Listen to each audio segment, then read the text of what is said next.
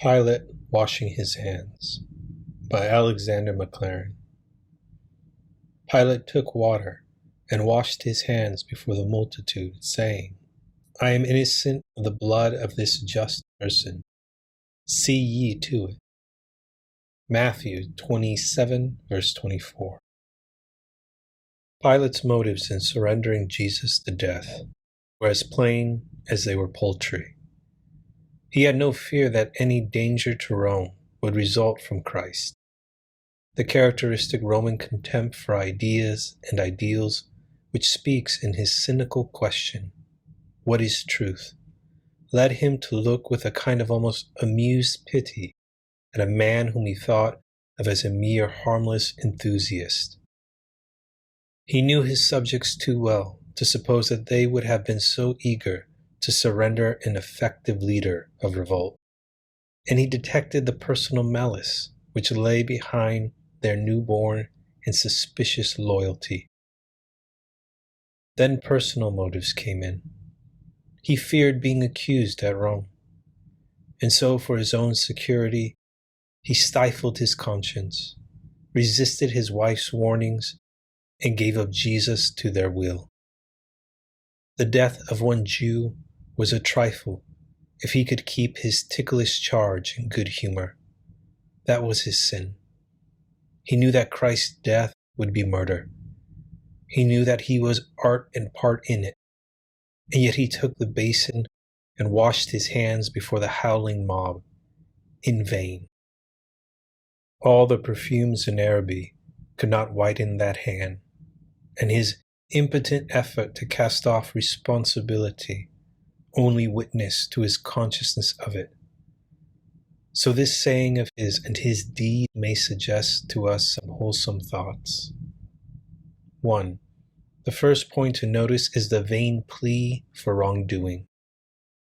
Pilate excused himself to himself on the ground that policy and self-defense forced him to his act. He could say, I am innocent, because he said, I am obliged to connive at this crime. Though in his case the plea is for a gigantic sin, and in our cases it may be for a comparatively small one, the same sort of thing is being said by us continually. Nothing is more common than for a man to say to himself, well, I'm very sorry, I could not help myself. I was forced into it by the exigencies of my position. Circumstances required it. This, that, and the other desirable thing, as it seems to me, could not be got without a little straining of what is right, and a little yielding to the force of men or things round about me. And so it is really the cruel circumstances in which I was placed, far more than myself, that ought to be condemned as responsible for this deed of mine. Well now, dear friends, it is a very plain and threadbare and commonplace piece of morality, but it needs to be reiterated over and over again. There is nothing necessary for a man which he can only get or keep by tampering with his conscience. There are two things needful for us, God and righteousness, and there is no third. With these we have what we need. Without them, we have not. And nothing is worth the buying for which we have to part with absolute adherence to the law of right. You remember the quaint story of the man in the dock who said to the judge, "It is necessary that I should live," and was answered, "I do not see the necessity." No, there's not a necessity for living if we have to sin in order to live. It is better to die. The one thing needful is to glorify God and to enjoy Him forever. And so necessity, which is sometimes said to be the tyrant's plea, is the coward's plea as well, and the weakling's plea. And in another way, the pleading of compulsion from without as an excuse for evil is evidently vain, because no man and no thing can force us to do wrong. We know in each specific case that however strong the temptation may have been, we could have resisted it if we would, and that therefore the yielding to it was our act and ours only. Therefore, let no man say, I had to yield to popular clamor. I was overborne by the rush of general opinion. Everybody else thought so, and therefore I had to say so. That is the crying sin that besets public men and aspirants after public positions in a democratic country like ours. And this last fortnight has let us see in many places examples of it, of men paltering with convictions and stretching to the breaking point their conceptions of right because they thought that they would gain favor thereby. I'm not speaking about this man or that man, about this party or that party, but I am taking a modern instance illustrating an ancient saw. Pilate's sin has been committed in England these last few days over and over again. The people would have it so, and I said it and I did it. But it is not only statesmen and politicians and officials and other men who live by the breath of popular favor and appreciation that are in danger from such a shabby excuse as this. It applies to us all. Therefore, let us fix it firmly in our hearts that if once we admit considerations of expediency or of the pressure of circumstances or of personal advantage to modify our conceptions of duty, we have embarked on a voyage on which there is nothing before us but shipwreck. The compasses on board iron vessels get unreliable and need to be rectified. If a man once allows the iron mass of popular opinion or of apparently compelling circumstances to touch his conscience, then it is deflected from the pole of right. One thing only is to be our guide, and that is the plain, simple dictate of imperative duty, which alone is essential for the blessedness of our lives. If we want to keep firm to that stern adherence to the loftiest conception of conduct, and to obey duty, and not inclinations or apparent necessity, there's only one effectual way of doing it, and that is to live in close and constant touch with Jesus Christ, who pleased not himself, and to whom nothing was necessary except that he should do the will of the Father that sent him and finish his work. 2. Then secondly, notice here the possibility of entire self-deception. This man had managed to persuade himself on a very rotten plea, as I have tried to suggest, that he was entirely free from guilt in his act, and the fact that the men who did the most awful of crimes, though perhaps he was not the most guilty, could do it with the profession, to some extent sincere, of innocence, may teach us very solemn lessons. You can persuade yourself that almost any wrong thing is right, if only you desire to do so. Conscience is no separate faculty dwelling in a man, irrespective of the moral condition of the man, and acting as if it were apart altogether from the rest of him. What we call conscience is only the whole man judging the moral character of his doings, and so his judgments vary according to his whole character. It is no inflexible standard, like the golden measuring rod of the angel, but a leaden rule which may be bent, curtailed, and tampered with in many different ways. You can lash the helm to one side of the ship and keep it fast there, if you like. Will can silence conscience and say, hold your tongue, and it obeys to a very large extent. Inclination can silence conscience. We all, compound for sins we are inclined to, by damning those we have no mind to. The rush of passion can silence conscience. A whisper is not audible amidst the roar of Niagara. True, it speaks afterwards and says to us, "Now you shall listen." But then that is too late. The very stress of daily life tends to weaken the power of pronouncing moral judgment on the things that we are doing. Scientists tell us that aneroid barometers will correspond with mercurial ones a great deal more closely in the observatory than they do on the field or mountainside. So conscience will coincide with the absolute law of right a great deal more accurately when there's no stress of temptation or of daily work to perturb it. And thus it comes about that it is possible for us to be breathing a poisonous atmosphere and to have our lungs so habituated to the carbonic acid that we do not know how foul it is, till we get out into pure air and take a deep breath of it. We all have sins altogether unsuspected by ourselves. Therefore, the acquittal of conscience is no sign of the acquittal of God. I have nothing against myself, said Paul, in reference to his official tasks. Yet I am not hereby justified, but he that judgeth me is the Lord. Happy is he that condemneth not himself in that thing which he alloweth. There are plenty of us that do just as Pilate, who condemned himself in saying, I am innocent of the blood. Therefore, dear friends, one prime element of all noble living is to have special care to cultivate sensitiveness of conscience beyond its present degree. And how is that to be done?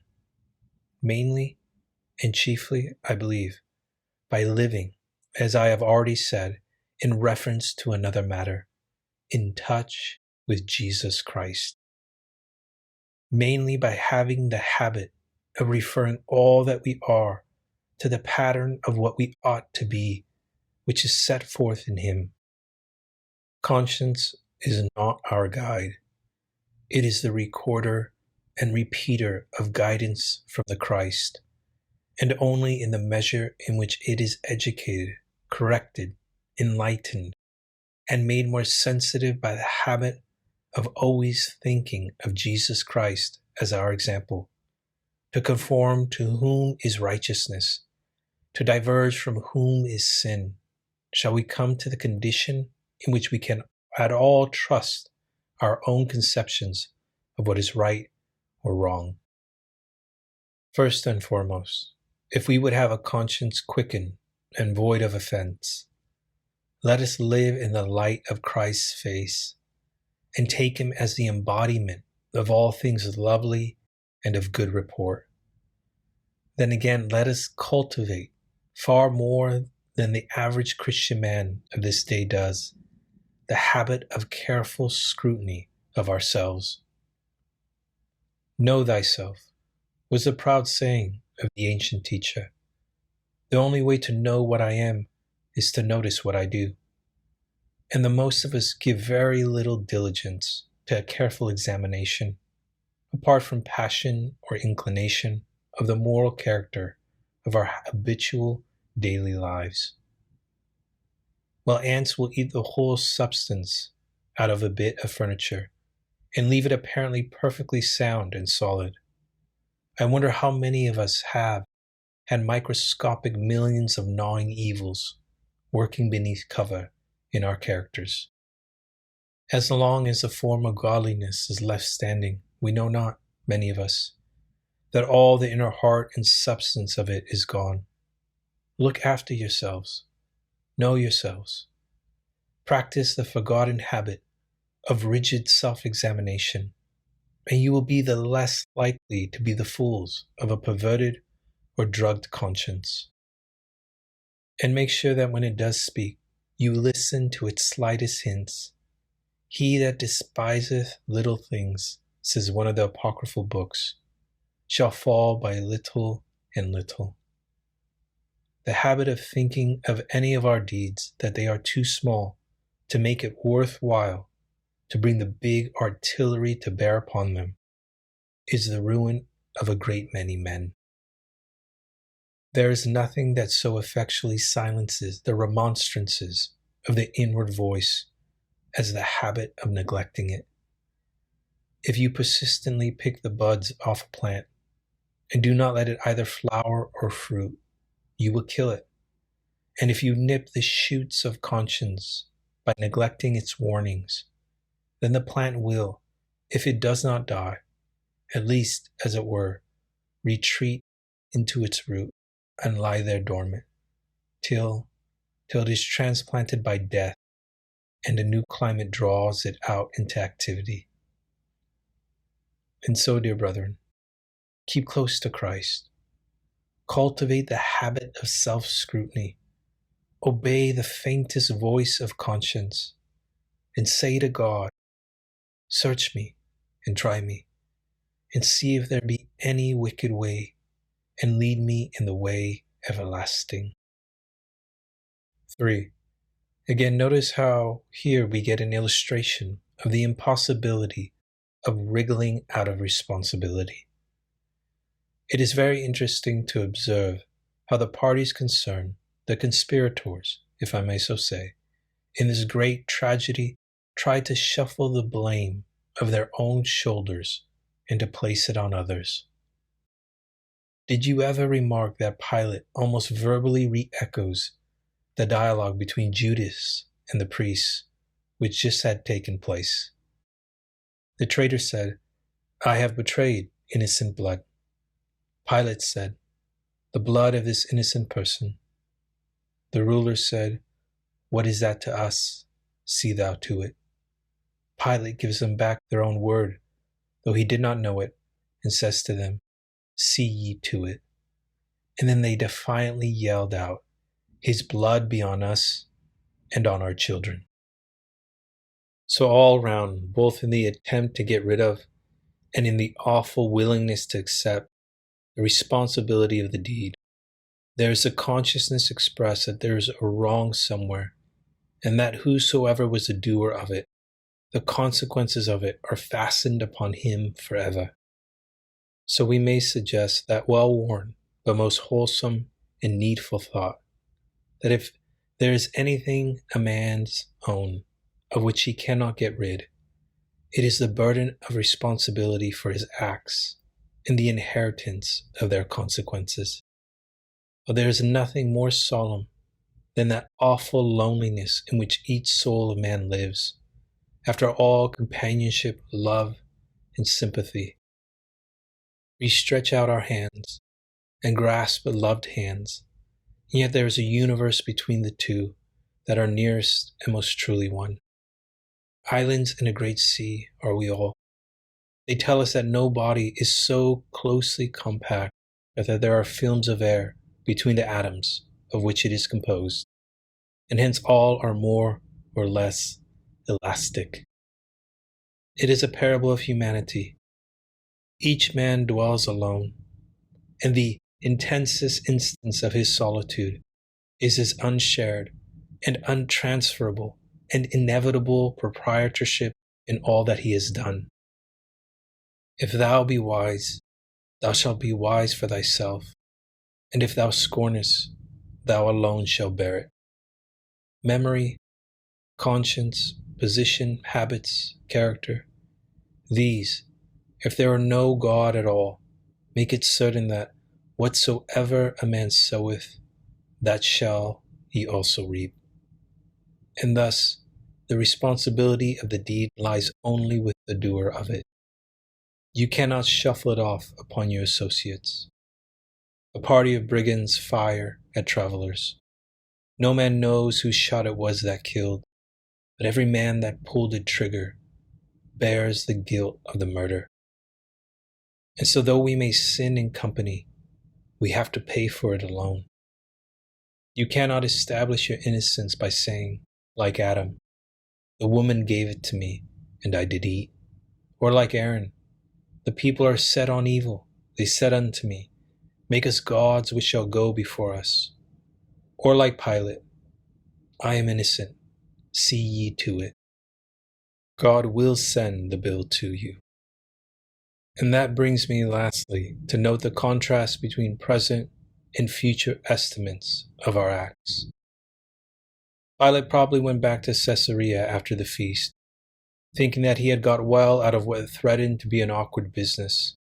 And in all likelihood, he never thought any more, either about that strange prisoner or about that stormy session in the hall of judgment. That is a great deal more likely to be true than the legends which tell us of his being a prey to perpetual remorse. We have not to measure his guilt. It depends upon his knowledge, and his knowledge was very slight. Perhaps the worst thing that could be said about him was that he did not follow out dim impressions as to the elevation and mystery about his prisoner, and that he connived at what in his heart he knew to be a murder. He was far less guilty than those rulers. He was far less guilty than a great many of us are. But for all that, one cannot help thinking of the shock of surprise which struck him when he passed beyond life and ceased to be a governor and a judge, and stood at the bar of the man whom he had condemned. Ah, brethren, the same reversal of present and future estimates will come about with many of us. That fierce light which flashes from the throne will show the seemingness of many a life which looks fairly well by the candlelight of this present. And I pray you to ask yourselves the question, do you think that you are ready for the revealing sunshine of the day that shall declare it? Pilate said, see ye to it. The mob yelled, his blood be on us and on our children. Jesus Christ prayed, Father, forgive them, for they know not what they do. Guilt is not irremovable. Responsibility can be canceled. The great blessing, the great mystery of the gospel is this: the Lord hath laid on him the iniquity of us all. And if we will put the burden of our sins upon his shoulders, he will bear it and bear it away and lay the light burden of his love upon us.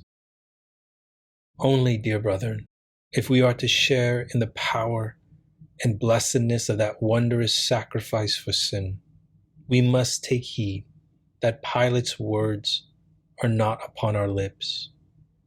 They who say, I am innocent, shut themselves out from the worth of the sacrifice that was made only for the guilty. If we say that we have no sin, we deceive ourselves. If we confess our sins, he is faithful and just to forgive us our sins and to cleanse us from all unrighteousness.